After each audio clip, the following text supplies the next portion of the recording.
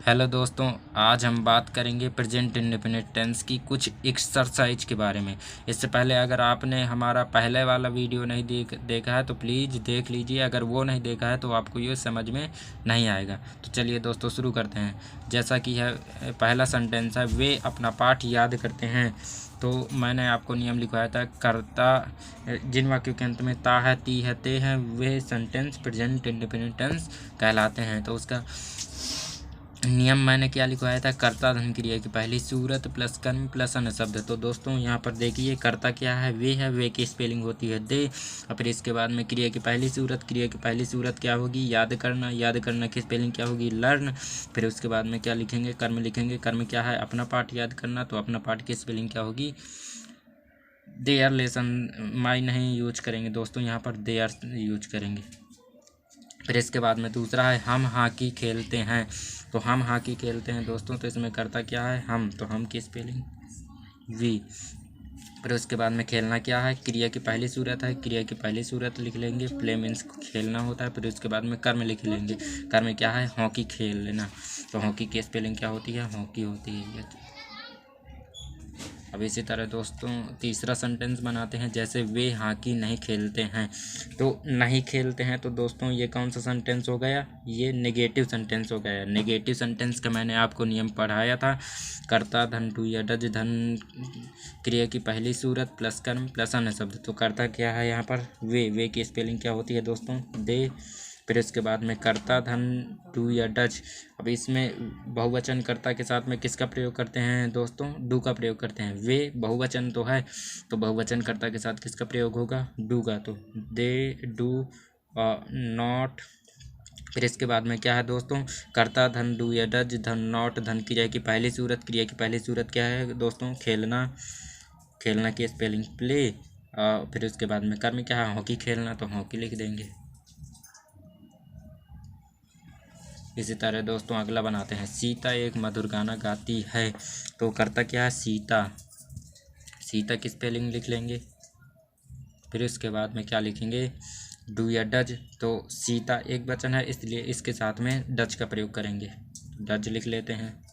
फिर उसके बाद में क्या लिखेंगे, नॉट, क्योंकि निगेटिव सेंटेंस है। नॉट के बाद में क्या लिखेंगे, क्रिया की पहली सूरत, क्रिया की पहली सूरत क्या है, गाती है। गाती की स्पेलिंग क्या होगी, सिंग। क्या गाती है, गाना गाती है। सिंग ए सॉन्ग, स्वीट सॉन्ग। मधुर गाना गाती है, तो मधुर भी साथ में आएगा ना, तो इसलिए स्वीट सॉन्ग। दोस्तों तीसरा है, तुम स्कूल नहीं जाते हो। तो यहाँ पर ये सब नेगेटिव सेंटेंस हैं। कर्ता लिखेंगे पहले यू, फिर उसके बाद में डू या डज। तो यू के साथ में डू का प्रयोग होता है, यह मैंने आपको पढ़ाया भी था। डू के बाद में क्रिया की पहली नॉट का प्रयोग होगा। फिर क्रिया की पहली सूरत क्या है, जाना। जाना की स्पेलिंग गो। गो के साथ में हमेशा टू का प्रयोग होता है, टू लिख देंगे। या फिर उसके बाद में कर्म क्या है, स्कूल जाना, तो स्कूल की स्पेलिंग लिख देंगे। इसी तरह छठवें नंबर का दोस्तों, हम अपनी किताब नहीं पढ़ते हैं। हम अपनी किताब नहीं पढ़ते हैं, तो इसके लिए दोस्तों ये नेगेटिव सेंटेंस है, घबराने की कोई ज़रूरत नहीं है। इसका भी वही नियम लगेगा, कर्ता लिखेंगे वी। फिर इस वी के साथ में किसका प्रयोग करेंगे दोस्तों, यू वी। दे के साथ में डू का प्रयोग करते हैं, तो डू। फिर इसके बाद में नॉट। फिर उसके बाद में क्या लिखेंगे, क्रिया की पहली सूरत क्या है, पढ़ना। पढ़ना की स्पेलिंग रीड। रीड के बाद में क्या लिखेंगे दोस्तों, अपनी। कर्म क्या है, अपनी किताबें पढ़ना है, इसलिए कर्म लिखेंगे आवर बुक। अब दोस्तों आगे का सेंटेंस लिखेंगे, वह कभी झूठ नहीं बोलता है। तो यहाँ पर वह क्या है, करता है। बोलना क्या है, क्रिया की पहली सूरत है। कभी झूठ नहीं बोलना क्या है, कर्म है हमारा। ठीक है, तो कर्ता लिखेंगे पहले, कर्ता लिख लिया। कर्ता के बाद में अगर कभी आ जाए, कभी शब्द आ जाए, तो इसमें नेवर का प्रयोग होता है दोस्तों। डू का डच का प्रयोग नहीं होता है, ये आपको ध्यान में रखना है। तो ही नेवर। फिर उसके बाद में टेल्स मीन्स बोलना होता है, ए लाई मीन्स झूठ। ये करता है, ये क्रिया की पहली सूरत है, ये कर्म है। ठीक है दोस्तों, क्या तुम्हारी माँ तुमसे प्रेम करती है। तो ये देखिए दोस्तों इंट्रोगेटिव फर्स्ट है, तो इसको कैसे बनाएंगे, क्या तुम्हारी माँ तुमसे प्रेम करती है। तो तुम्हारी के साथ में किसका प्रयोग होगा, डज का प्रयोग होगा। तो डज यूअर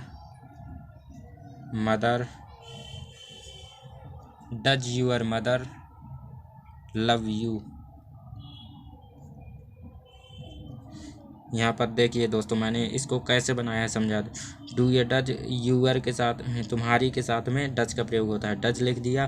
फिर करता क्या है, तुम्हारी माँ, तो यूअर मदर क्या हो गया, करता हो गया। फिर इसके बाद में क्रिया की पहली सूरत क्या है, प्रेम करना। प्रेम करने की स्पेलिंग क्या होती है दोस्तों, लव होती है। फिर उसके बाद में कर्म क्या है, तुम्हारी माँ से प्रेम करना है, तो इसलिए यू। ठीक है दोस्तों, वे कितनी पेंसिल चाहते हैं।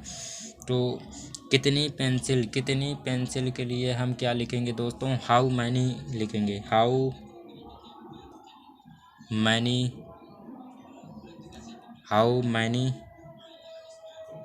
Pencil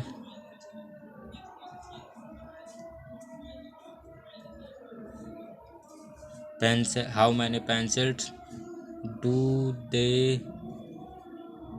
want. How many pencil do they want, how means कितनी, मैनी कितनी पेंसिल, डू मीन्स चाहते हो, ये करता क्या है, वांट। अब दोस्तों 10वें नंबर का है, तुम्हारे घर प्रतिदिन कौन आता है। तो कौन की स्पेलिंग क्या होती है दोस्तों, हु होती है। Who comes to you house daily. तुम्हारे घर प्रतिदिन कौन आता है, तो ये प्रश्नवाचक सेंटेंस है, इसलिए इसकी मीनिंग लिखेंगे। कौन की स्पेलिंग क्या होती है, हु। प्रश्नवाचक शब्द की अंग्रेजी हु कम्स, यहाँ पर पूरा होगा प्रश्नवाचक, कौन आता है, तो who comes to your house daily.